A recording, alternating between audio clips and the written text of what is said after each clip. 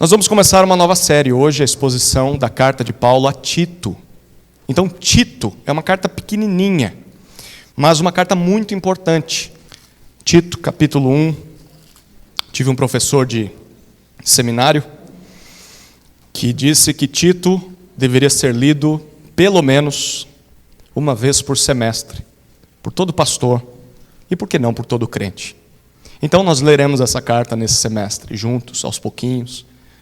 Você pode ler o restante na sua casa, mas hoje vamos nos debruçar nos versículos 1 a 5. Tito, capítulo 1.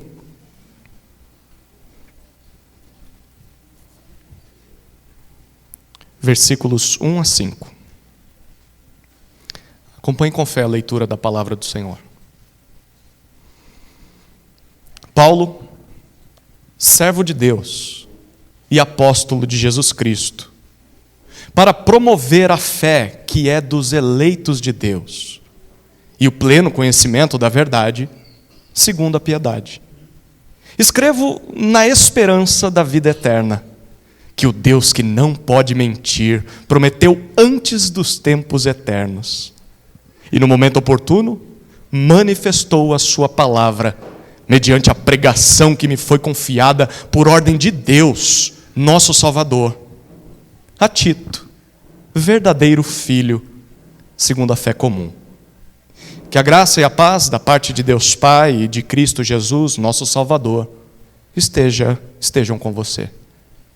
Foi por esta causa que deixei você em Creta, para que pusesse em ordem as coisas restantes, bem como em cada cidade constituísse presbíteros, conforme prescrevi a você. Amém? Oremos. Deus Pai e Cristo Jesus, nosso Senhor, suplicamos por Tua graça, misericórdia e paz.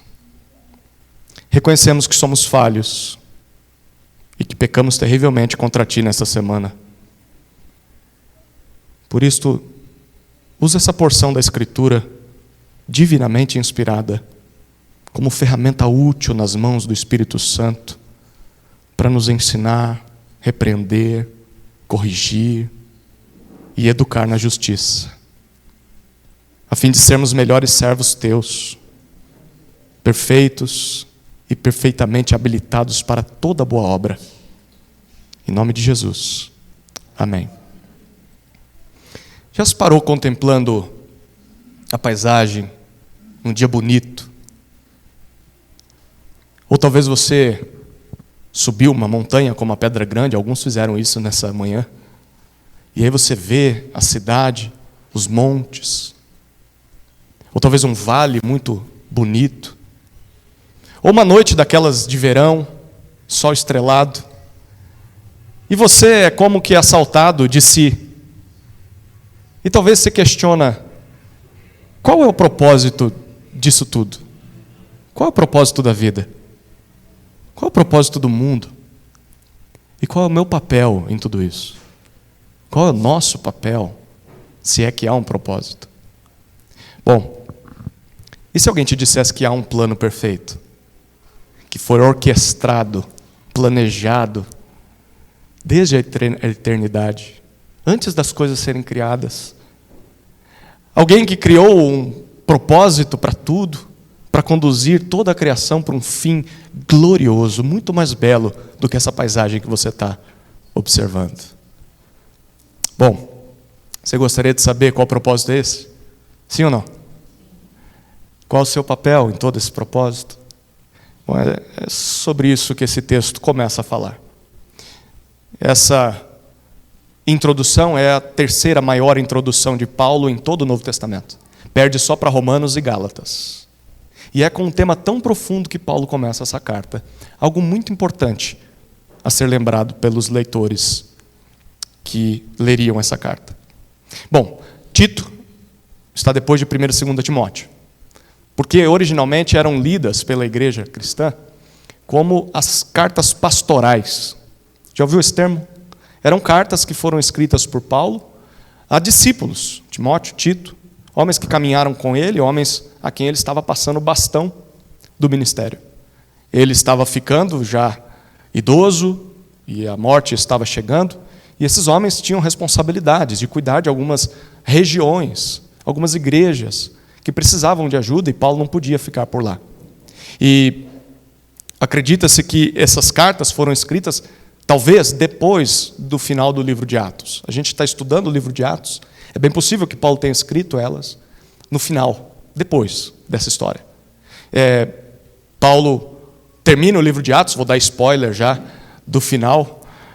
Paulo termina o livro de Atos preso, aguardando julgamento em Roma.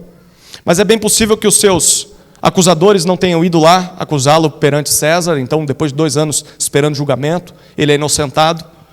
E tudo isso é especulação. Ele sai da prisão. E a gente não sabe muito bem o que ele fez depois disso. A gente sabe que alguns anos se passam e Paulo é preso novamente, mas dessa vez sem poder sair. É quando Paulo é preso sob já o império do governador, do general que se tornou imperador Nero, e é decapitado, ali no finalzinho da década de 60. Então Paulo escreve essa carta, Tito especificamente, depois do livro de Atos e antes da sua morte. E Paulo escreve essa carta a Tito, que nós descobriremos está numa ilha, a ilha de Creta. Creta é uma grande ilha que ela existe até hoje, fica bem no meio ali do Mediterrâneo. Ela ligava o Oriente com o Ocidente. E a origem de Creta está muito ligada à cultura grega. Lá na sua fundação, ela teve um momento de glória. E, por exemplo, em Creta que você vê a origem do mito do Minotauro. Já ouviu falar? E do labirinto do Minotauro. Era lá, diziam que ficava em Creta. Então ela teve os seus anos de glória lá na sua fundação, mas com o tempo a ilha foi conquistada e saqueada por piratas. E aí, então, você imagina o que aconteceu com tudo aquilo lá, e então ela foi dominada pelos gregos. Tudo isso contribuiu para que a população de Creta, assim, fosse identificada em sua maioria como pessoas de mau caráter. Foi uma ilha que foi afetada muito por pessoas mentirosas, homens ladrões, homens que bebiam muito, piratas. E, inclusive, essa era a fama dos cretenses.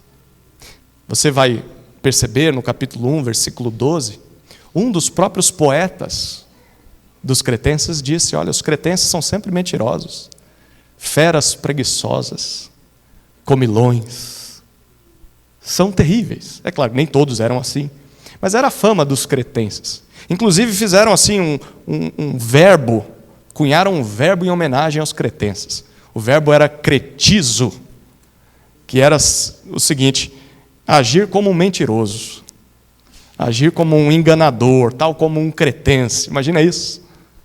Imagina chamarem de atibaiense, alguém assim. Era assim, quem vivia em Creta tinha essa fama.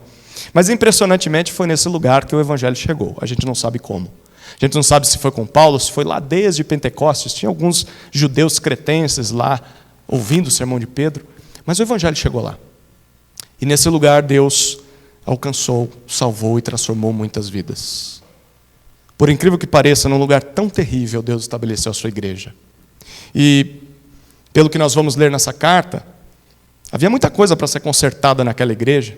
É bem possível que Paulo tenha visitado essa ilha depois de sair da prisão de Roma. E aí ele vê os buracos na igreja. Ele vê as coisas que precisam de acerto, mas não dá tempo de ficar. Então ele deixa Tito. Tito tem uma missão e a gente vai descobrir qual que é. O alerta de spoiler mais uma vez aqui. Nós veremos que o maior problema naquela igreja não era a fama dos cretenses, descrentes, mas era a presença de falsos mestres. Eles, de novo, eles sempre se introduziam nas igrejas e traziam ensinamentos, normalmente judaicos, fazendo o povo guardar a lei de Moisés, dizendo: olha, crer em Jesus não é suficiente, você precisa guardar os sábados, você tem que parar de comer porco. Você já ouviu coisa assim, não ouviu? Bom, nada novo debaixo do céu.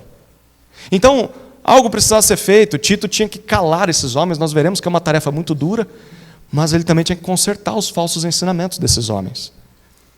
E tudo isso começa com o texto que nós lemos agora. Nesse trecho, dos versículos 1 a 5, nós podemos dividi-lo em 3 partes. Paulo apresenta a sua missão, versículo 1, primeira parte. Depois ele apresenta a sua mensagem, versículos 2 e 3, segunda parte. E por fim, a missão de Tito, versículos 4 e 5. Então são quantas partes? 3 partes. 3 com M, 3M. Missão, mensagem, missão. Missão de Paulo, mensagem de Paulo, missão de Tito. Vamos olhar para a missão de Paulo, versículo 1. E quando formos estudando cada uma dessas partes, tente lembrar daquela pergunta do início. Qual que é o propósito da vida? O propósito de tudo isso? Qual que é o meu papel na história? Esses versículos nos contarão. Olha o versículo 1, a missão de Paulo.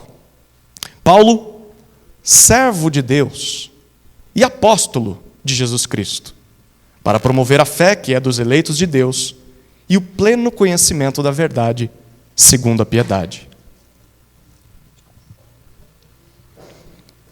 Nesse versículo aqui, Paulo apresenta 2 informações. A primeira é sobre a sua identidade. No comecinho do versículo, Paulo apresenta para nós 2 descrições dessa sua identidade. A primeira, ele diz que é servo. Servo de Deus. Servo é a tradução do termo grego, a gente já falou sobre ele aqui, doulos. Lembra disso? Esse era o termo que era usado para se referir ao escravo mais baixo na hierarquia da sociedade. A um serviçal. Era assim que Paulo se via. Como um escravo. Como propriedade de outra pessoa, alguém que não tem vontade própria, alguém que não tem liberdade para fazer o que quer. Mas de quem Paulo era servo? De quem ele era escravo? Ele diz, não de um tirano, não de um carrasco mau, cruel, que o torturava, que o humilhava. Ele diz, eu sou servo de Deus. Escravo de Deus, o maior e melhor dono que alguém pode ter nessa terra. Servo de Deus. Bom, se Paulo é servo de Deus, então o que Paulo faz não diz respeito à sua própria vontade. O que Paulo faz não diz respeito à sua promoção, mas a tarefa dele é cumprir o dever que lhe foi dado por seu dono, Deus. Então Paulo não está a serviço de si. Paulo não está a serviço de outras pessoas. Paulo está a serviço do seu dono maior, que é Deus. E se Paulo se via dessa maneira, queridos, como será que nós deveríamos nos enxergar? Será que nós deveríamos nos ver como senhores e donos de nós mesmos? Como pessoas assim que vivem como se deveriam ser agradadas, servidas, obedecidas por todos, porque a minha vontade é que impera. Será que é assim que deveríamos nos ver? Ou talvez como senhores dos outros, donos dos outros. Ou talvez você diga, não, eu não me vejo dessa forma, assim tão arrogante, mas eu me vejo como um voluntário de Deus. Bom, Paulo poderia ter usado essa palavra, mas não usou. Ele usou a palavra mais baixa na sociedade, escravo. Você não é voluntário coisa nenhuma. Escravo de Deus. O voluntário, assim, ele dá o que resta, ele ajuda quando pode, ele tem outras coisas para fazer. Não, deveríamos nos ver como escravos. Servos de Deus, que vivem para agradar o seu Senhor, o seu dono, com tudo que são, com tudo que têm. Você é servo de Deus. Você é serva de Deus. Paulo se via assim. Mas tem uma segunda descrição dele, da sua identidade. Ele continua dizendo, apóstolo de Jesus Cristo. Apóstolo significa um mensageiro especial, um enviado especial. Quando o Novo Testamento se refere a Paulo e aos 12 apóstolos de Jesus, lembra que Judas foi o traidor, foi substituído por Matias. Paulo e os 12 apóstolos, quando essa palavra se refere a eles, está falando de um representante autorizado por Cristo. Alguém que, como se fosse o próprio Cristo em pessoa na terra. Então, era mais ou menos assim, aonde um apóstolo chegava, Cristo chegava. Aonde um apóstolo, o que ele falava, Cristo estava falando. Quando o apóstolo repreendia alguém, Cristo repreendia aquela pessoa. Quando o apóstolo rejeitava alguém, Cristo rejeitava aquela pessoa. Era isso o que Paulo e os 12 eram. Nesse sentido específico, só Paulo e os 12 discípulos, apóstolos, desfrutaram desse título. E a pergunta é por quê? Porque hoje em dia a gente ouve essa palavra, não ouve? Tem muitos apóstolos hoje em dia.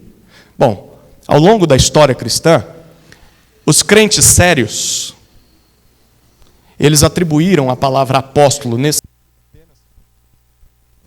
sentido de representantes autorizados de Cristo, apenas a Paulo e os 12. Por quê? Por 3 motivos principais. Primeiro, porque eles foram escolhidos, foram chamados e foram enviados pessoalmente por Jesus. Jesus chamou cada um deles. Paulo também. Na oração do início do culto, você viu, em 1 Coríntios capítulo 15, Paulo disse: eu nasci como fora de tempo, mas Jesus me chamou. Segundo, só Paulo e os 12 eram apóstolos nesse sentido, porque eles foram testemunhas oculares da ressurreição de Jesus. Os 12 ao seu tempo, Paulo depois, mas ele também presenciou, viu o Cristo ressurreto. Terceiro, eles foram reconhecidos por todas as igrejas da época como apóstolos de Jesus. Esses 13 homens não tinham autoridade apenas em um só local. Onde quer que eles fossem, no mundo inteiro, as igrejas os reconheciam como enviados de Cristo, representantes autorizados de Jesus.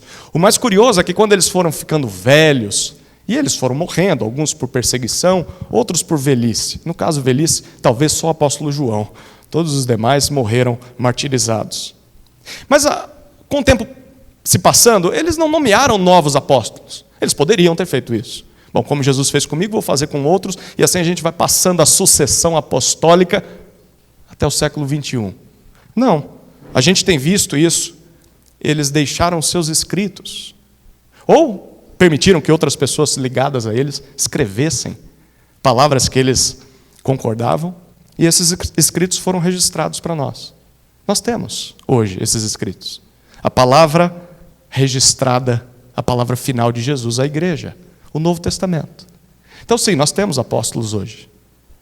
Quando abrimos a Bíblia. Quando lemos o Novo Testamento. Lendo aquilo que eles escreveram. Por isso, você certamente está pensando naqueles que se auto-intitulam apóstolos. Talvez na televisão, talvez na sua rua. Talvez um parente seu se diga que é apóstolo. Bom, não é novidade. Na história da igreja, vários surgiram falando isso. Mas eles não foram ou não são apóstolos no sentido que Paulo e os 12 são. Porque, de acordo com Nicodemos, eu concordo com ele, apóstolo bom é apóstolo morto. Porque se eles viram a ressurreição de Jesus, ou o cara tem mais de 2000 anos, ou, me desculpa, mas não é apóstolo nesse sentido de Paulo e os 12.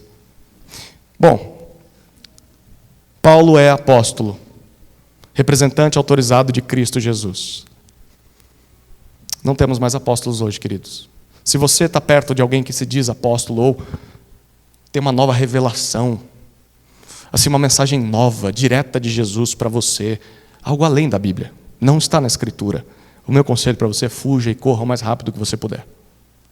Você está diante de um falso mestre. Você está diante de alguém enganado. Alguém que não conhece a sua Bíblia direito. Quem é Paulo? Servo de Deus. Apóstolo de Jesus Cristo. Essa é a identidade de Paulo. Em primeiro lugar, ele apresenta uma humildade, mas em segundo lugar, a autoridade. O que ele diz tem a ver com serviço a Deus, mas também com a representatividade de Cristo. Tito precisava ouvir. Tito e o povo de Creta precisavam ouvir isso. Qual é a missão de Paulo? A segunda informação do versículo 1 é a sua vocação. Paulo revela que foi chamado para servir a Deus, representar Cristo, para cumprir 3 propósitos. Olha a sequência do versículo 1. Paulo, servo de Deus e apóstolo de Jesus Cristo, para promover a fé que é dos eleitos de Deus. Está aqui o primeiro propósito. No Antigo Testamento, essa expressão eleitos de Deus, você está já pensando em eleição, em doutrina reformada, tem o seu lugar de discussão esse texto. Mas se você quiser mais detalhadamente esse assunto, vá para Romanos 9 até 11. Lá você vai encontrar Paulo realmente falando de eleição individual de pessoas. Mas a expressão eleitos de Deus, no Antigo Testamento, se referia a quem? ao povo escolhido do Senhor. Se referia à linhagem de Abraão, Isaque e Jacó. Se referia às 12 tribos de Israel, ao povo de Israel, o povo que Deus criou e prometeu abençoar, e prometeu que através desse povo abençoaria todos os povos da terra. A esse povo Deus prometeu que um dia derrotaria todos os seus inimigos, um dia lhes fixaria definitivamente na terra prometida. A esse povo Deus prometeu que ofereceria a sua presença para sempre com eles. Por isso, essa era a fé dos eleitos de Deus. Essa era a esperança, a crença do povo de Israel, o povo de Deus no Antigo Testamento. Um dia Deus venceria todos os seus inimigos, definitivamente. Um dia Deus venceria não só os ímpios e maus, mas venceria Satanás, venceria o pecado, venceria a morte. Mas eles também esperavam que um dia Deus inauguraria o seu reino eterno sobre a terra, e eles reinariam ao seu lado por todos sempre, no novo mundo, a partir de Jerusalém, numa nova criação. E o que Paulo está dizendo nesse versículo, queridos? Paulo está dizendo que foi chamado como servo e apóstolo para promover ou proclamar essa mesma fé, essa mesma crença, essa mesma esperança que o povo de Israel teve em todo o Antigo Testamento. Sabe o que Paulo está dizendo? Isso aqui é muito importante para o contexto em Creta, porque os falsos mestres usavam a lei do Antigo Testamento para fundamentar os seus ensinamentos. E Paulo está dizendo: a minha mensagem não é novidade, a minha mensagem não é heresia, a minha mensagem não é diferente do Antigo Testamento, pelo contrário, é o cumprimento. Eu fui chamado para promover essa mesma fé. Ao longo da história, queridos, inúmeras pessoas surgiram dizendo que Paulo inventou o cristianismo. Já ouviu falar isso?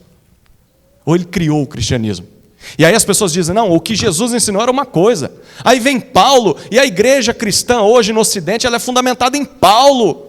Nós temos que sair de Paulo e voltar para Jesus. Tolice, ignorância. Paulo está deixando muito claro: eu não estou inventando nada. Quem afirma isso aqui nunca leu a Bíblia de fato, nunca entendeu o Antigo Testamento e como Jesus cumpriu todas as profecias do Antigo Testamento. Porque Paulo não está produzindo nada novo. A única coisa que Paulo fez foi ler o Antigo Testamento, olhando para o Cristo ressurreto e vendo nesse Cristo o Messias prometido no Antigo Testamento, cumprindo todas as promessas que Deus fez no Antigo Testamento. E o que Paulo fez simplesmente foram as conclusões. Logo, já que isso aconteceu, como vamos viver? Nasce a igreja.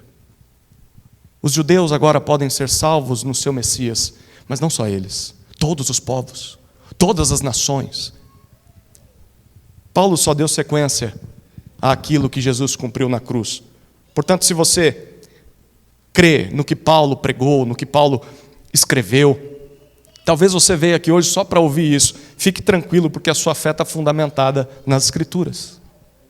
Aquilo que você crê a respeito de Jesus, que você crê a respeito da igreja, que você crê a respeito do culto, a respeito dos sacrifícios, a respeito do templo, ou o templo que já nem existe mais lá em Jerusalém, tudo isso é verdade. Isso não foi invenção de Paulo. A sua fé, a nossa fé, é a mesma fé que é dos eleitos de Deus ao longo da história. Nós não somos como os católicos romanos dizem, aqueles que se desviaram. Não, seguimos a fé que é dos eleitos de Deus.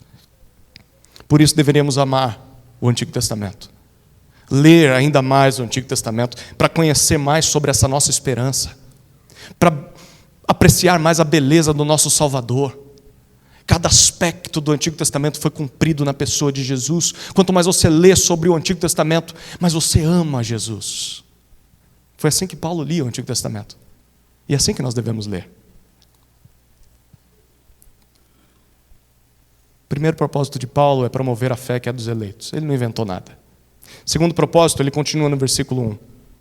Para promover o que ele diz depois da fé que é dos eleitos de Deus e o pleno conhecimento da verdade. Pleno conhecimento.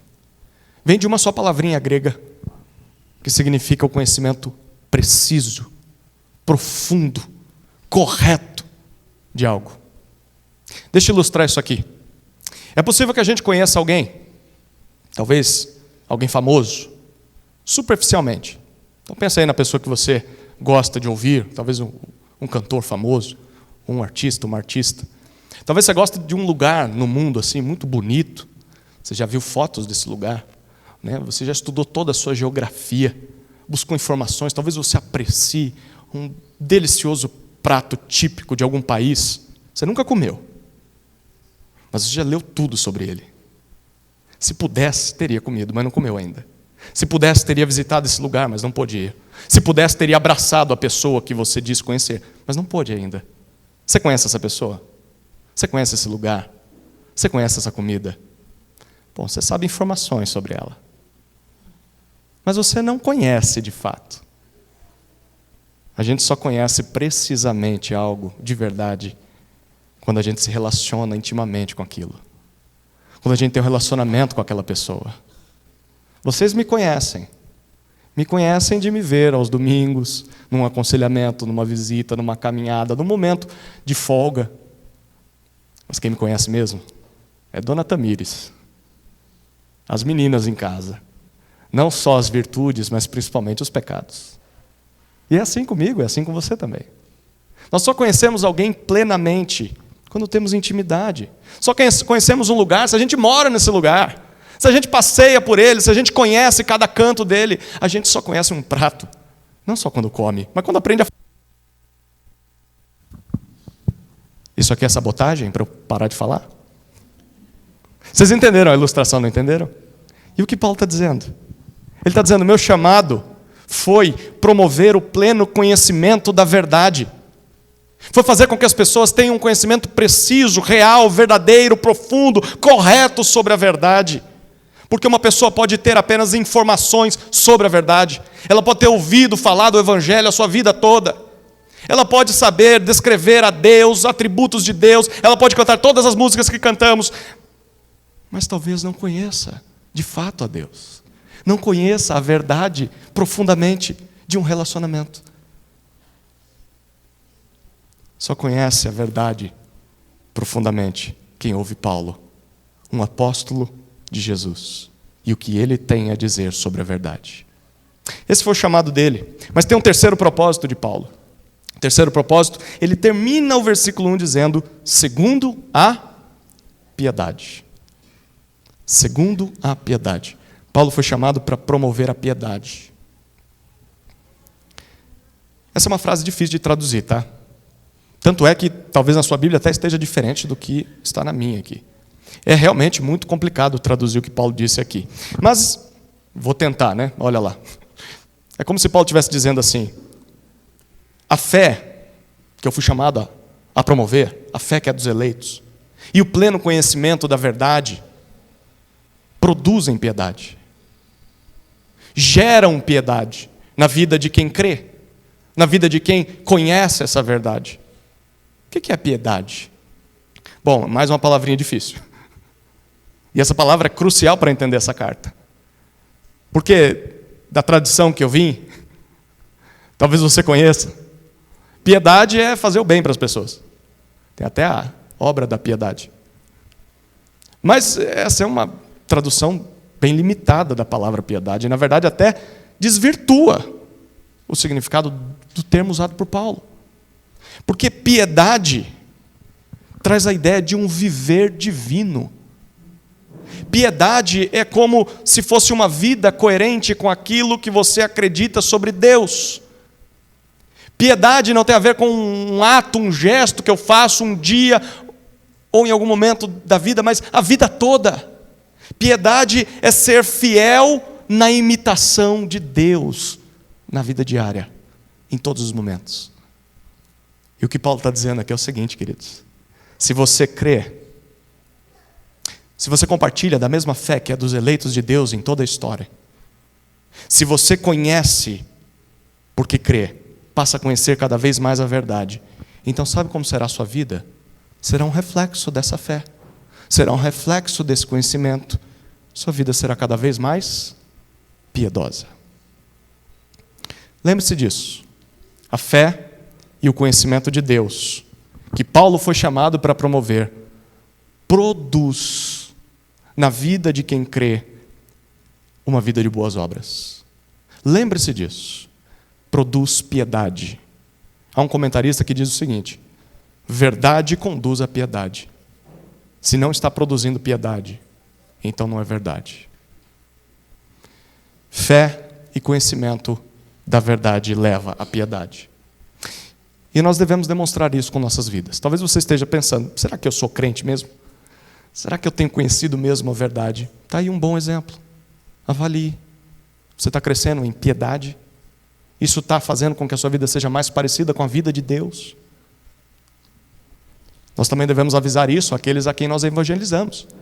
Porque às vezes a gente quer que as pessoas simplesmente venham para a igreja e levante a mão num apelo: está feito, meu trabalho está cumprido, agora o problema é do pastor. Mas a gente não avisa para a pessoa que se ela creu, ela vai começar a conhecer a verdade, e essa verdade vai transformar ela.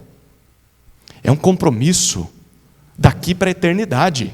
Não é uma coisa assim para ser feita quando ela está emocionada. Ela tem que pensar muito bem no que ela está fazendo. Porque a fé e o conhecimento da verdade produzirão piedade na vida dela. É isso que a gente deve esperar ver nos nossos irmãos e promover neles. Meu irmão, piedade. Quanto tempo você crê? Quanto tempo você conhece a verdade? Que tal começar a permitir que ela te transforme? Bom, essa é a missão de Paulo, a primeira parte dessa mensagem. Tem a segunda parte, que é a mensagem de Paulo. Os versículos 2 e 3 nos contam sobre a mensagem de Paulo. Vamos ler novamente versículos 2 e 3.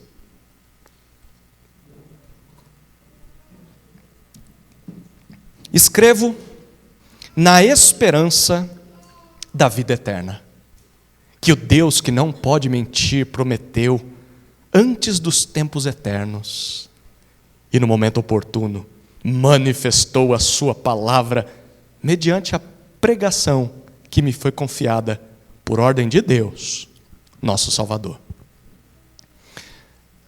A mensagem de Paulo contemplava dois elementos. Primeiro elemento, a esperança da vida eterna. É assim que ele começa o versículo 2.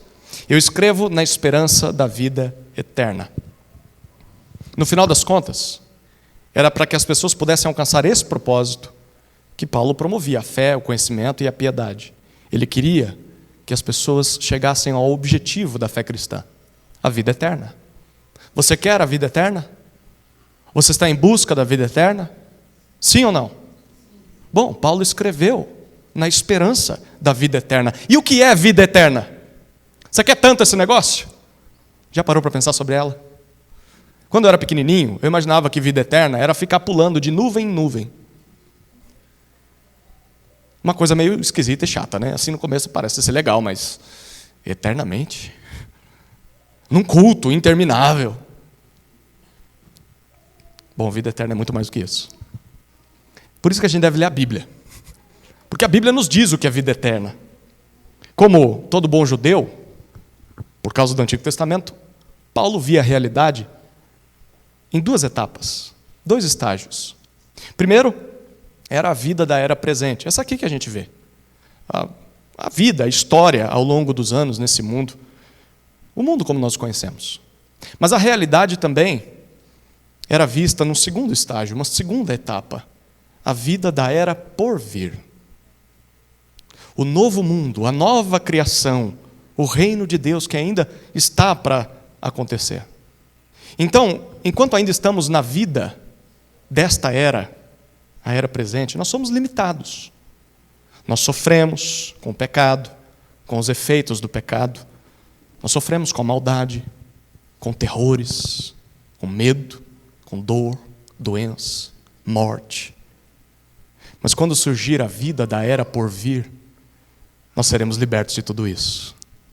Quando esse dia chegar, para sempre, viveremos todo o potencial humano, todo o potencial da inteligência, da imaginação, das capacidades que Deus nos deu, sem o efeito do pecado na criação, sem o efeito do pecado sobre nossas vidas, um mundo perfeito na presença de Deus eternamente. A vida eterna fica muito mais apetitosa agora, não fica? Você vai trabalhar, você vai produzir, você vai brincar, vai comer, vai celebrar num novo mundo. O mundo refeito. Era com essa esperança, olhando para esse futuro que é certo, é garantido, que Paulo cumpria a sua missão. Por isso que ele sofria tudo que sofria. Porque ele tinha a esperança da vida eterna, ele olhava para o futuro, desejando desfrutar dessa vida eterna, mas também convidando outros para fazer o mesmo. E você? A vida não é só essa era, tem uma era por vir. E eu anuncio sobre ela. Perceba o detalhe. Paulo cria nessa mensagem. Paulo acreditava, Paulo esperava a vida eterna. Queridos, não adianta nada a gente pregar para os outros e no final das contas, nem nós mesmos acreditamos naquilo que falamos. Paulo acreditava nisso. Isso movia o seu coração. Isso é importante porque se a nossa esperança não é a vida eterna, se a gente se apega às coisas desse mundo como se elas fossem as únicas coisas que nós temos, a nossa saúde, a nossa família, os bens materiais, a nossa carreira, a nossa inteligência, e a gente abraça e fala, eu não posso perder isso, porque se eu perder isso, a minha vida perde sentido. Se a nossa esperança está apenas na era presente, onde a gente coloca o nosso coração, a nossa fé, como é que as pessoas a quem nós deveríamos evangelizar, como é que elas vão ser convencidas de que precisam de um Salvador? De que existe uma era por vir, de que elas devem desejar isso, se elas não veem em nossa vida esse desejo. Paulo escrevia na esperança da vida eterna. Isso serve para todos nós, queridos. Serve para aqueles de nós que são líderes, pais, mães, avós, para aqueles de nós que são amigos e parentes que estão tentando evangelizar, aqueles que estão toda hora com você. Se nós quisermos que as pessoas creiam e desfrutem da vida eterna, precisamos ser os primeiros a esperar a vida eterna. Não só escrever na esperança da vida eterna, viver nessa esperança. Eu anseio a vida da era por vir. É lá o meu lar. É para lá que eu estou indo e eu quero que você venha comigo. Depois de dizer isso, então, Paulo passa para o segundo elemento da sua mensagem, que são as características dessa vida eterna. Ele apresenta 3 características. A primeira, ainda está no versículo 2. Ela foi prometida por Deus. Olha o que Paulo diz no versículo 2. Escrevo na esperança da vida eterna que o Deus que não pode mentir, prometeu. Deus garantiu que a vida eterna acontecerá. Quando Deus fez isso? O que Paulo diz no versículo 2 ainda? O Deus que não pode mentir prometeu antes dos tempos eternos. Há muito tempo atrás. Antes mesmo até da criação. Antes da história do Antigo Testamento. Antes que tudo existisse. Deus prometeu na eternidade. Gente, lembra que eu falei que a gente ia entrar em águas profundas hoje? Prazer, águas profundas. Deus sempre teve um plano em mente. E esse plano foi que a humanidade desfrutasse da sua presença em um mundo aperfeiçoado por toda a eternidade.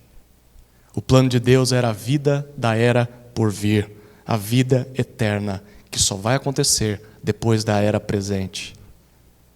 E o que isso significa? Bom, significa que a realidade, a existência em que nós vivemos, esse mundo, que tem coisas boas, mas tem coisas muito difíceis. Essa vida que nós vivemos nesse mundo é só a primeira parte do plano de Deus para a humanidade. É um plano realizado em 2 etapas. Nós estamos apenas na primeira parte. Nessa primeira parte, Deus já havia previsto, estava tudo dentro do plano. Desde a eternidade, Deus já tinha planejado que o homem pecaria no jardim. Como isso é profundo! Estava dentro do plano o fato de que o homem precisaria de redenção. E antes de tudo isso acontecer, lá na eternidade, Deus já providenciou a solução. O cordeiro que foi morto desde a eternidade.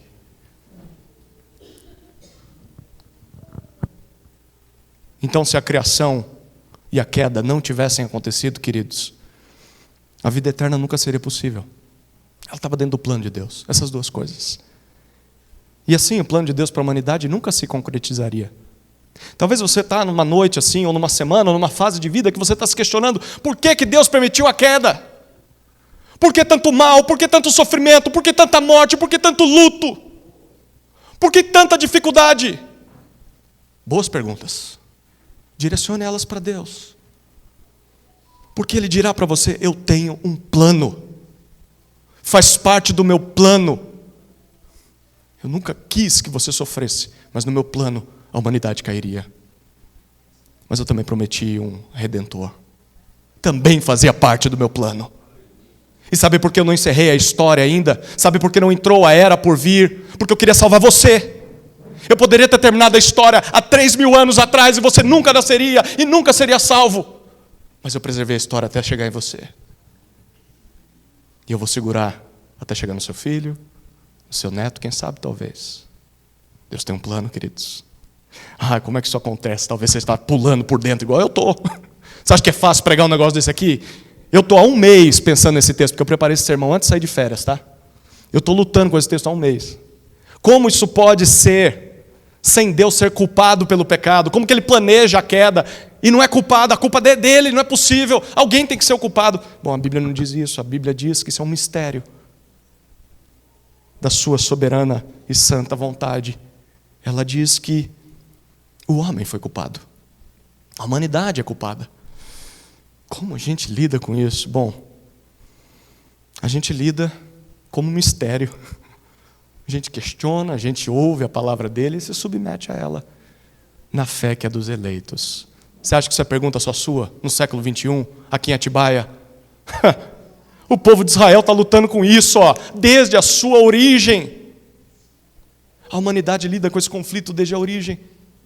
Mas o povo de Deus, ainda assim, mesmo com as dúvidas, creu nas promessas de Deus ao longo da história, e Deus prometeu para eles a vida eterna. E nós também participamos disso, se crermos nessas promessas. Bom, essa realidade caída é a primeira parte do plano de Deus para a humanidade. Então qual é a segunda parte? Bom, a segunda parte é a vida eterna. A segunda parte é a realidade, a experiência futura, a nova criação.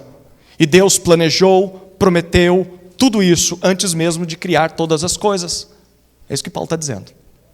Tem um detalhe nesse final do versículo 2. Você reparou como Paulo descreve esse Deus que prometeu todas essas coisas? Eu pulei de propósito. Como Paulo se refere a Deus? O Deus que não pode mentir. Essa também é a tradução de uma só palavrinha grega. Apseudes. A negação daquilo que é falso. Em outras palavras, o que Paulo está dizendo aqui é: Deus é aquele que não é falso.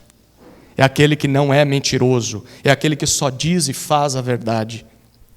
Curioso, os homens de Creta eram mentirosos, nós veremos isso. E os homens são mentirosos, não são? Os outros são. Mas a gente também vacila, não vacila? Os deuses gregos daquela época também eram mentirosos. Os deuses, assim, eram seres feitos por homens, deuses falsos. Eles eram sempre instáveis, imprevisíveis. Você nunca sabia se dava para confiar ou não. Nunca sabia se eles tinham se agradado do seu sacrifício ou não. Os deuses eram até perigosos e maus. Mas Paulo está dizendo: eu anuncio o único Deus verdadeiro. O Deus que não é mentiroso. O Deus que não pode mentir. Ele é sempre verdadeiro. Ele é sempre confiável. Como Tiago diz, nele não há mudança nem sombra de variação. Então, se há alguém em quem nós podemos e devemos confiar, não é no seu pastor. Eu sou teu pastor e tudo te faltará. Se há alguém em quem nós devemos confiar, não é no seu marido, não é na sua esposa, não é no seu filho, não é nos seus avós, não é no próximo político que você vai eleger. A nossa confiança não pode estar em pessoas, mas no Deus que não pode mentir. Só Ele não pode mentir. Ele cumpre o que promete. Ele é sempre confiável. Queridos, se Deus falou, Ele irá cumprir. Isso é inegociável. Em Números, nós lemos que Deus não é homem para que minta. Por mais que as pessoas ao seu redor mintam. Por mais que as pessoas ao seu redor falhem naquilo que prometeram. Elas não queriam falhar, mas falham. Por mais que até mesmo você tropece. Você falhe em cumprir as suas promessas, até promessas feitas a Deus. Os seus tropeços diante de Deus, os seus fracassos diante de Deus, Deus nunca falhará. Deus cumprirá o que prometeu, independentemente de nós. Era nessa esperança que Paulo escrevia. E se Deus nos prometeu a vida eterna, queridos, aqueles que creem na fé dos eleitos, aqueles que conhecem a verdade, Deus garante a vida eterna. Por mais que a gente tropece no caminho da piedade. A segunda característica da vida eterna está no versículo 3. Olha o que Paulo diz. E no momento oportuno, manifestou a sua palavra. A segunda característica da vida eterna é que ela foi manifestada por Deus. Paulo diz, Deus não só prometeu, versículo 2, mas ele diz no versículo 3, ela foi manifestada. A vida eterna apareceu. Como? Mediante, olha o que Paulo continua dizendo no versículo 3. Ou melhor, Deus manifestou a sua palavra no momento oportuno. Deus tornou visível tudo aquilo que planejou no tempo certo, no tempo próprio, no tempo devido. Do que Paulo está falando aqui? Bom, a gente já vai ver em breve, mas uma coisa tem em mente. A promessa da vida eterna foi manifestada por Deus. Foi cumprida no tempo certo. O momento perfeito. Dentro do plano de Deus, Deus tinha idealizado que nesse tempo aconteceria. Nada mais, nada menos. Já foi cumprida. Bom, a terceira característica da vida eterna, continua o versículo 3. Paulo diz, foi pregado por mim. A vida eterna foi pregada por Paulo. Olha o versículo 3. Ele diz, a palavra de Deus foi manifestada por Deus mediante a pregação que me foi confiada. Pregação é mais uma palavrinha muito importante. É a tradução do termo grego querigma. Já ouviu essa palavrinha em algum lugar? Querigma, futuramente passou a ser o nome dado para o cerne, o conteúdo principal da pregação dos apóstolos. Se você der um Google, ou o ChatGPT hoje em dia, né? Querigma, você vai descobrir isso. É o coração do Evangelho. E o que é o Evangelho? O que é o coração da mensagem dos apóstolos? A gente orou isso no começo do culto. Você lembra? 1 Coríntios, capítulo 15. Paulo disse, o que ele disse? Cristo. Você lembra? Lembra o Evangelho? Cristo morreu pelos nossos pecados segundo as Escrituras. Foi sepultado e ressuscitou ao terceiro dia, segundo as Escrituras. Basicamente, o Evangelho, o querigma, é esse coração. É essa mensagem explicada e aplicada à vida de quem crê.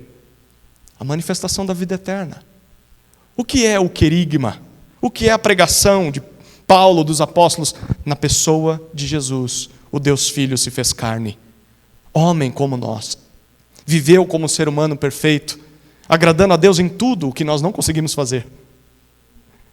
Ele morreu pelos nossos pecados, tomando sobre si toda a ira de Deus em nosso lugar. A ira que nós merecíamos sofrer. Ele ressuscitou ao terceiro dia, como evidência de que a obra naquela cruz foi verdadeira, suficiente para nos salvar. E ele foi recebido na glória. E o querigma diz mais.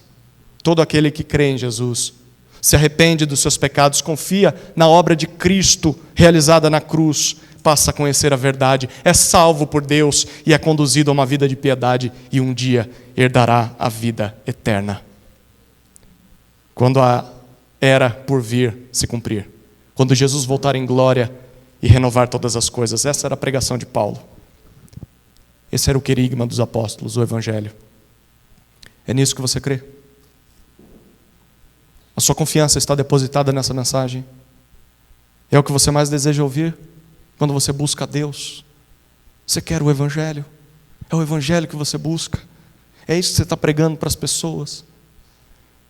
Tudo que nós precisamos para a vida eterna está nessa pregação. Nós não precisamos de mais nada. Não precisamos de uma nova revelação, não precisamos de uma nova doutrina. Basta ler e confiar naquilo que consta em toda a Escritura, o Antigo e o Novo Testamento, o querigma, a pregação. E quem foi que mandou Paulo pregar essas coisas? O que ele diz no final do versículo 3? Por ordem de Deus, nosso Salvador. Repare no detalhe, quem é o Salvador? Quem é o Salvador no versículo 3?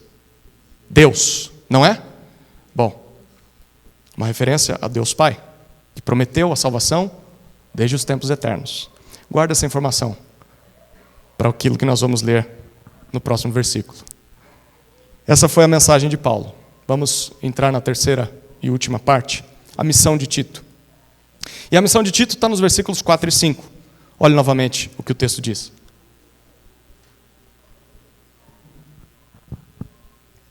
A Tito, verdadeiro filho, segundo a fé comum. Que a graça e a paz da parte de Deus Pai e de Cristo Jesus, nosso Salvador, estejam com você. Foi por esta causa que deixei você em Creta, para que pusesse em ordem as coisas restantes, bem como em cada cidade constituísse presbíteros, conforme prescrevi a você. No versículo 4, Paulo começa apresentando a identidade de Tito. Enfim, o destinatário, Tito. Tito pode significar, você que gosta de nomes bíblicos, aquele que traz alívio. Um enfermeiro, Tito. Tito, Paulo nos diz que ele é verdadeiro filho. Genuíno, legítimo. Como assim? Paulo não era casado e tinha filho? Ele explica, segundo a fé comum. Isso significa que Tito era um filho na fé de Paulo. Alguém que se converteu sob o ministério de Paulo. Alguém que foi discipulado por Paulo através do seu ministério pessoal. É curioso como, lendo o livro de Atos, nós percebemos que, apesar de esse nome não aparecer no livro de Atos, até agora você não viu nenhuma referência a Tito. A gente já está em Atos capítulo 20, lembra disso? Não olha para o Abner, não, olha para mim aqui. Agora olha para o Abner. Ok, olha para mim. Obrigado, Abner. Ele está salvando a gravação para você depois poder compartilhar e assistir de novo. Tito não aparece no livro de Atos, mas Tito foi muito importante na história de Paulo. Tito vai aparecer 12 vezes nas suas cartas. Vai aparecer em 2 Coríntios, em Gálatas e em 2 Timóteo. Quando nós acompanhamos esses livros, nós percebemos que Tito, ele provavelmente foi um dos primeiros companheiros de Paulo. Talvez há estudiosos que acreditem que ele se converteu lá em Antioquia, a igreja de Paulo e Barnabé, e que ele acompanhou Paulo ao longo das suas viagens missionárias. A gente não sabe porque Lucas não citou o nome dele, mas é bem possível que ele estivesse presente com Paulo em toda a narrativa do livro de Atos. Mas o mais importante em tudo isso é notar como é que Paulo se refere a Tito. Verdadeiro filho na fé comum. Queridos, Paulo não era só um mestre, um professor, um pregador de Tito. Paulo era um pastor. Paulo era um pai espiritual, amoroso, pessoal. Quando Paulo olhava para Tito, Paulo não via só um membro de igreja, ou um jovem que está atrapalhando o culto. Precisa crescer, precisa amadurecer, precisa largar as coisas de jovem. Paulo olhava para um filho. E o que a gente faz quando olha para um filho imaturo que precisa crescer? Primeiro a gente ama, segundo a gente caminha com ele, não é? A gente investe na vida dele. A gente chora por ele, a gente ora por ele, a gente se entrega por ele. E Paulo diz, Tito, você é meu filho. É isso que o discipulado deve promover nas nossas vidas, queridos. Quando evangelizamos ou discipulamos alguém, talvez agora você está pensando no seu filho, no seu marido, na sua esposa. Você está pensando no seu vizinho, no seu neto, no colega de trabalho, de escola. Talvez você está pensando no membro de igreja que você começou a ler a Bíblia junto, está visitando ele, está orando com ele. Não pense só em transmitir conhecimento para essa pessoa, só passar teologia para ela. Olhe para Paulo e como ele tratava Tito. Pense em oferecer a sua própria vida a essa pessoa. Isso é discipulado. A ponto de se tornar íntimo daquela pessoa como um familiar espiritual. É verdade que muitos de nós talvez não tiveram pais presentes ou crentes. Estavam lá, mas não eram crentes. Ou talvez você não tenha ainda.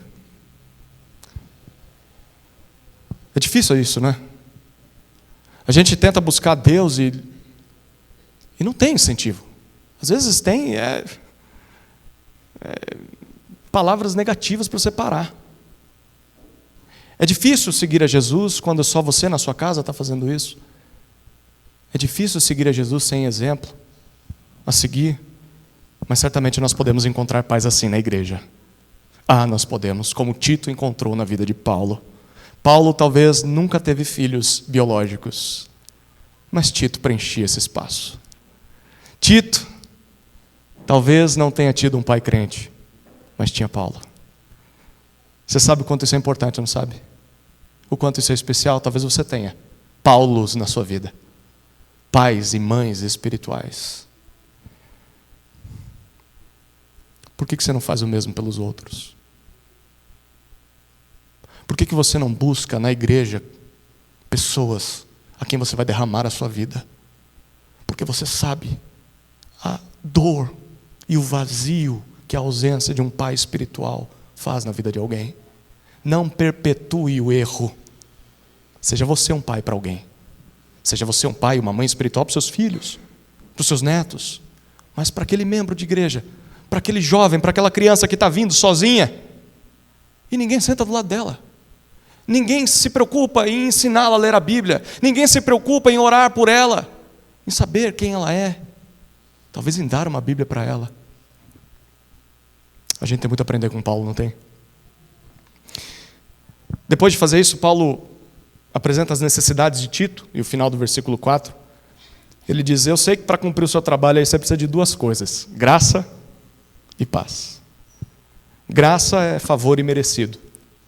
Algo que pecadores não merecem, mas Deus concede. Paz é o resultado dessa graça. Paz é segurança, bem-estar, contentamento, completude. Os judeus chamavam isso com outra palavrinha: shalom.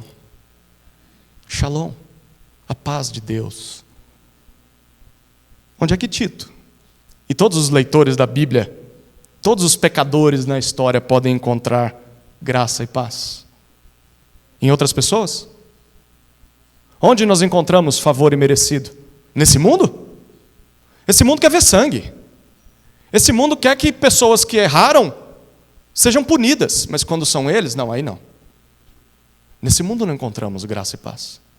Nesse mundo não encontramos shalom. Não há paz nesse mundo. Onde encontramos? No dinheiro, talvez. Na instabilidade das riquezas não há graça e paz. As riquezas são cruéis. Onde encontramos? Numa igreja. Em uma igreja encontrarei graça e paz. Primeira coisa que você vai perceber quando começar a conviver com uma igreja é que ali tem um monte de pecador, que também quer ver sangue. E vai ver alguns conflitos, tá? Às vezes falta paz na igreja. Não, eu vou encontrar isso na minha denominação. Pior ainda, né? Você junta um monte de igreja, um monte de pastor. Onde que a gente encontra graça e paz? Talvez na prática de boas obras. Vou tentar ser bom. Vou tentar fazer o bem para as pessoas. Assim elas vão me tratar com graça. Você já teve a experiência de fazer o bem para alguém e não ter nenhum muito obrigado, né? Não tem graça, não. Já tentou resolver conflito e você ser o errado? Tentar levar paz e as pessoas devolvem com guerra? Você não vai encontrar isso na prática de boas obras. Talvez nos prazeres da vida. Nos prazeres da vida eu encontre graça. Não vai encontrar, vai encontrar prisão, desgraça. E nunca vai encontrar paz. Onde nós encontramos graça e paz? O que Paulo diz? Graça e paz são encontrados em Deus Pai. Aquele que promete e cumpre o que promete. Mas também encontraremos graça e paz em Cristo Jesus. Olha o detalhe: nosso Salvador. Quem era o Salvador no versículo 3? Ele não falou que era Deus? Pois bem, agora Paulo chama Jesus, o Filho de nosso Salvador. Sabe o que isso significa, queridos? Primeiro, que a nossa salvação é uma obra realizada pelo Pai e pelo Filho. No capítulo 13 ele vai falar que também o Espírito Santo fez isso. A salvação é uma obra do Deus Trino, a Ele toda a glória. Mas isso também significa que Jesus Cristo é Deus, tanto quanto o Pai. Deus é o nosso Salvador, mas Jesus Cristo também é o nosso Salvador. Não estamos errados em tratar Jesus como divino. Não estamos errados em adorar a Jesus. Não estamos errados em orar a Jesus, em orar em nome de Jesus. Pelo contrário, errados estão aqueles que não fazem isso. Jesus é Deus, e Paulo reconhece, nosso Salvador. Mas uma vez também que fomos salvos por Deus, por Jesus, podemos desfrutar de graça e paz que vem deles. Querido, só quem crê em Jesus é alvo da graça de Deus. Deixou de ser um desgraçado. Só quem crê em Jesus experimenta a verdadeira paz. Shalom. Você sabe o que isso significa, não sabe? Paz com Deus. Não há mais guerra. Não há mais temor de um raio cair na minha cabeça e talvez eu ir para o inferno. Não, já há paz. Existe paz com o meu Criador. E essa paz que é conquistada por meio da cruz agora me empurra a também ter paz com as pessoas. Não preciso mais brigar. Não preciso mais estar certo o tempo todo. Eu aprendi a perdoar, porque eu recebi perdão. Qual que é a conclusão dessa mensagem? É versículo 5. A tarefa de Tito. Paulo está falando sobre a missão dele. Falou quem ele era, falou sobre suas necessidades. Então, o que é que eu tenho que fazer? Olha o versículo 5. Paulo apresenta 2 propósitos de Tito ter sido deixado em Creta. Primeiro, o que diz o versículo 5? Para que? Foi por esta causa que deixei você em Creta. Para que? Pusesse em ordem as coisas restantes. Colocar em ordem é a tradução de uma só palavra grega. Epidiorto. Você já ouviu essa raiz em algum lugar? Ortodontia, não ouviu? O que o seu dentista faz com seus dentes tortos? Ele fez isso comigo. Ele vai lá e vai consertar o que está estragado, vai colocar em ordem o que não devia estar ali. Ortodontia ilustra muito bem o que essa palavra significava: consertar algo errado, corrigir, endireitar o que está torto. Paulo está dizendo, há questões aí na igreja em Creta que estão tortas, que estão desorganizadas, por isso precisam de correção. É necessário alguém para consertar, para reparar. Eu não pude fazer isso quando estava aí, Tito. Tive que ir embora, você vai fazer esse trabalho. Que questões eram essas? Bom, a gente vai ver mais para frente na carta, mas por enquanto isso já levanta algumas aplicações importantes para a gente aqui. Primeiro, que a gente não pode achar que o nosso trabalho acabou só porque a gente evangelizou e batizou pessoas. Tem igreja que acha que é assim. Não, o meu trabalho é evangelizar, trazer a pessoa para dentro da igreja, foi batizada, ok, se vira, cada um por si, Deus por todos e vamos lá. Não, pessoas e igrejas precisam ser edificadas. Precisam crescer na fé, no conhecimento, na piedade cada vez mais. Há muitas áreas que precisam ser colocadas em ordem. Creta era assim, nossa vida também é assim. Segundo, não podemos nos contentar com o nível de vida cristã que a gente chegou. Eu já estou bem na minha fé, já estou bem no conhecimento da verdade, já estou bem na minha piedade. Não, a gente tem que crescer. A gente muito menos tem que se contentar com o estado espiritual da nossa igreja. Você olha para a igreja e fala, não, tá bom. Se chegar mais gente, estraga. Se a gente crescer um pouquinho mais, para que tudo isso? Para que tanta Bíblia? Para que mudança? É isso aí. Bem-vindo ao clube. Igreja é isso, é transformação. Tito ia mexer as águas em Creta. Precisa consertar as coisas aí, gente. Há muitas áreas para trabalhar, para serem trabalhadas em nossas vidas. Terceiro, nós não podemos simplesmente abandonar os novos convertidos e as igrejas a Deus dará. Tem muita igreja e denominação que faz isso. Não, plantamos igreja lá no Piauí, beleza, plantamos igreja lá na Índia, plantamos igreja lá no Camboja, e agora? Não, agora é eles que se virem. Não. Paulo olhava para Creta e falava, precisa ser consertada muita coisa aí. É minha responsabilidade, Tito, cooperar com isso, e você é meu enviado. É seu trabalho. Nós temos de caminhar com as pessoas que evangelizamos, com as igrejas que plantamos. porque eles precisam de amadurecimento, tanto quanto a gente. Bom, segundo propósito, para finalizar, o versículo 5 continua.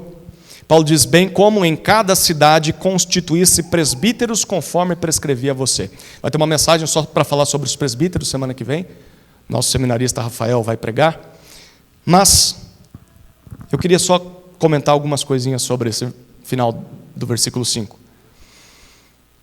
Tito deveria constituir, nomear, levantar presbíteros. De novo, plural, né? Não era só um. Em cada cidade, em cada lugar. Creta era uma ilha grande, tinha muitas cidades. Conforme Paulo já tinha prescrito, provavelmente pessoalmente, e agora está escrito, está registrado. A gente vai falar mais sobre isso nas próximas mensagens, mas duas coisas são importantes aqui. Primeiro, que os presbíteros eram indispensáveis para a igreja em Creta. Seriam eles que combateriam os falsos mestres. Seriam eles que ensinariam e pastoreariam a igreja. A igreja precisa de presbíteros. E a segunda coisa importante aqui é que presbíteros não podem ser nomeados de qualquer jeito, às pressas, sem crivo nenhum. Se fala bem, esse aqui é um homem de negócios, bem-sucedido. Eu acho que vai ser um bom presbítero na igreja. Resposta errada. Paulo deu prescrições para Tito e, não satisfeito, enviou escritas essas prescrições. Tito, é para você lembrar e é para você mostrar para a igreja. Porque não é para eles levantarem qualquer um na função de presbítero. Tem que ter as qualificações. Porque isso é importante. De acordo com Paulo, não se esqueça disso. Presbíteros qualificados biblicamente eram necessários para a igreja em Creta. E são para nós também, queridos. Por isso que a gente está estudando essa carta. Bom, essa foi a missão de Tito. Vou fechar a mensagem voltando lá para a pergunta do início. Qual que é o plano de Deus para a vida? Qual que é o propósito de tudo isso? Qual é o nosso papel dentro desse plano? Bom, de acordo com o que a gente viu nesse texto, o plano de Deus para essa vida, para esse mundo, é conduzi-lo à vida eterna. A vida da era por vir. Uma nova criação, sem pecado. Deus enviou esse seu Filho ao mundo para cumprir esse plano e para garantir a nossa participação nele. Era nesse plano que Paulo depositava a sua esperança. Era desse plano que ele pregava. Era com essa esperança que ele plantava igrejas. E era com isso em mente, com essa expectativa, com essa esperança que Tito deveria cumprir a sua tarefa. Aí você se pergunta: qual é o meu papel dentro de tudo isso? Como indivíduo? Qual é o nosso papel como igreja? Bom, o nosso papel é crer nessa mensagem.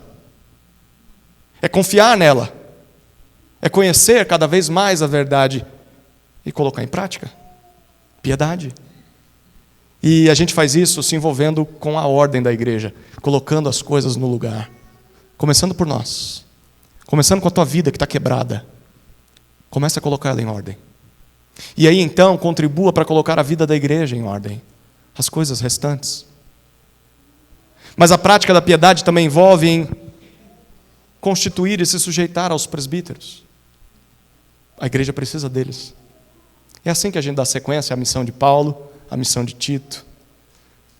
A gente vai caminhando em direção à vida eterna e vai convidando as pessoas ao nosso redor, através de uma igreja madura, sadia e amadurecida na piedade.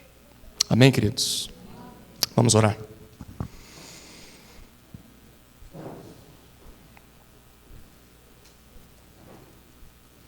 Deus, nosso Pai, graças te damos pela esperança da vida eterna, prometida antes dos tempos eternos e manifestada na obra de Jesus Cristo, o nosso Salvador, e que foi pregada e registrada por seus apóstolos para que chegasse até nós hoje. Nós não temos palavras para expressar o privilégio de termos sido incluídos em teu povo eleito, através da fé no Evangelho. Nós queremos te conhecer cada vez mais, e que isso produza em nós uma vida repleta de piedade. Deus, usa-nos como teus instrumentos, instrumentos que trazem ordem às coisas que estão tortas em nossa igreja, a começar por nossas próprias vidas. Usa-nos como teus servos, que respeitam, se submetem, cooperam com os presbíteros que tu estabeleceste como nossos pastores. Deus, nosso Pai, e Cristo Jesus, nosso Salvador. Que a tua graça e a tua paz estejam conosco. Em nome do Filho. Amém.